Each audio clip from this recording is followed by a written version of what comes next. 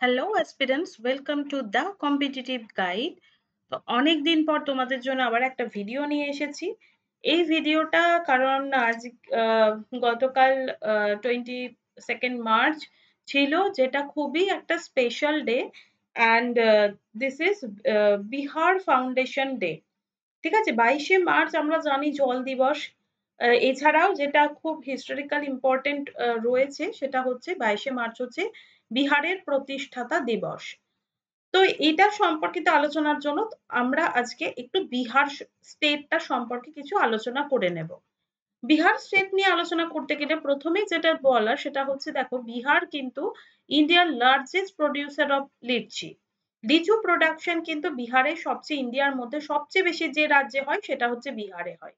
এছাড়া অন্যতম বিখ্যাত একটা art form Madhubani art form, যেটা বিহারে ফেমাস, বিহার স্টেটে ফেমাস।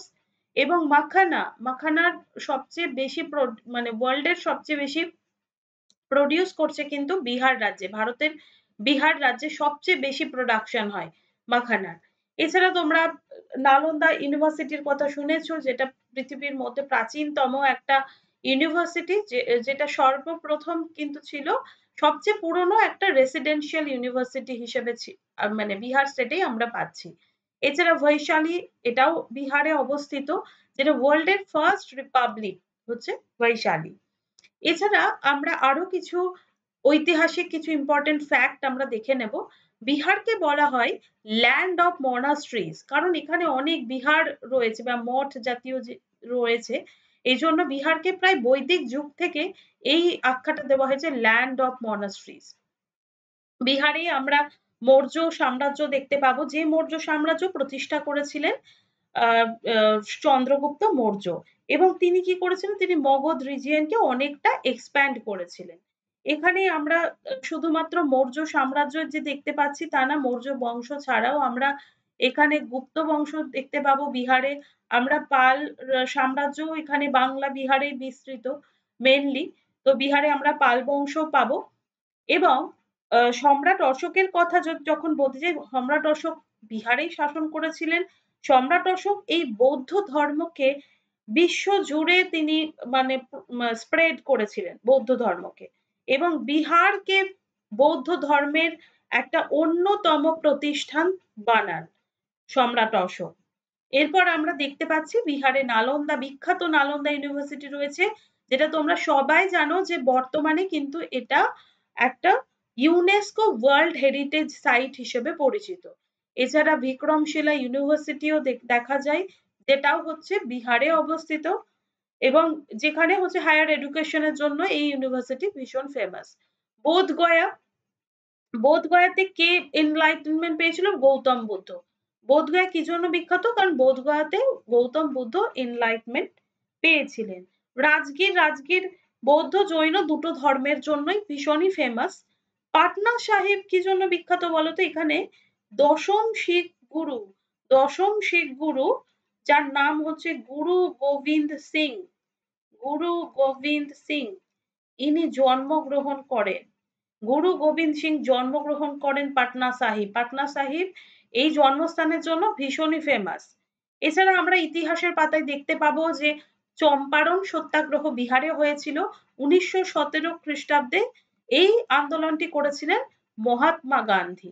এম গান্ধী এই আন্দোলনটি নেতৃত্বে ছিলেন, চম্পারণ সত্যাগ্রহ, যেটা কিন্তু বিহারে হয়েছিল। এছাড়া বিহারে আমরা দেখলাম যে বৈশালী বিহারে মানে রয়েছে। এবার আমরা সুন্দর একটা পেন্টিং আমরা দেখতে পাচ্ছি। এই পেন্টিংটা বিহারের ভীষণ ফেমাস একটা চিত্রকলা, ভীষণ ফেমাস একটা পেন্টিং, যেটার নাম হচ্ছে মধুবনী পেন্টিং। তোমরা অনেকে দেখেছো কম্পিটিটিভ এক্সামে কিন্তু প্রচুর কোশ্চেনটা আসে, Madhubani art form is related to which state? তাহলে অ্যান্সার হয়ে যাবে বিহার স্টেট। এরপর আমরা একটা বিখ্যাত নাচ দেখতে পাচ্ছি, এটাও ভীষণ ফেমাস বিহারের। এবং এই ছবিটাতে দেখতে পাচ্ছ যে শুধুমাত্র মহিলারাই নাচটা করছে, এখানে কিন্তু কোনো পুরুষ নেই। তো এই নাচ ফর্মটা কিন্তু কেবলমাত্র মহিলাদের দ্বারাই সংগঠিত হয়, এখানে কিন্তু কোনো পুরুষ থাকে না। এই নাচ ফর্মটার নাম হচ্ছে ঝিঝিয়া, ভীষণ ফেমাস একটা ফোক ডান্স অফ বিহার। যেটা খুবই ইম্পোর্টেন্ট। বিহারের একটা নাচের মধ্যে অন্যতম ফেমাস নাচ হচ্ছে ঝিঝিয়া ডান্স।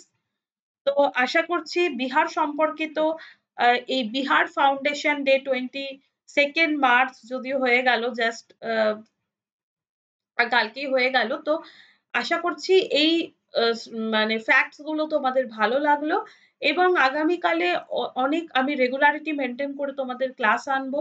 তোমাদের স্ট্র্যাটেজি এবং যারা আ বায়োলজির এনভিএস, কেভিএস এর এক্সাম দেবে তাদের জন্য চ্যানেলটিকে বলব সাবস্ক্রাইব করে রাখো। এই চ্যানেলে নিয়মিত তোমরা পাবে এবং ভিডিও ভালো লাগলে অবশ্যই লাইক করো, সাবস্ক্রাইব করো। আমি একটা স্কুলে জব করি তাই আমি রেগুলারিটি মেইনটেইন করতে পারি না ভিডিও আনার জন্য। তবে কথা দিচ্ছি তোমাদের এবার থেকে রেগুলার মেইনটেইন করব তোমাদেরকে ভিডিও দেওয়ার যেগুলো তোমাদের কম্পিটিটিভ এক্সাম এর জন্য ভীষণই হেল্প করবে। এবং আপডেটেড থেকো তোমরা যে তোমাদের ডেসক্রিপশন বক্সে আমি তোমাদের টেলিগ্রাম চ্যানেলের লিংক দিয়ে দেব। এই যে টেলিগ্রাম চ্যানেলে তোমরা বিভিন্ন স্টাডি মেটেরিয়াল তোমরা পেয়ে যাবে। তো অবশ্যই টেলিগ্রাম চ্যানেলে তোমরা যুক্ত হয়ে যেও। Thank you so much. All the best.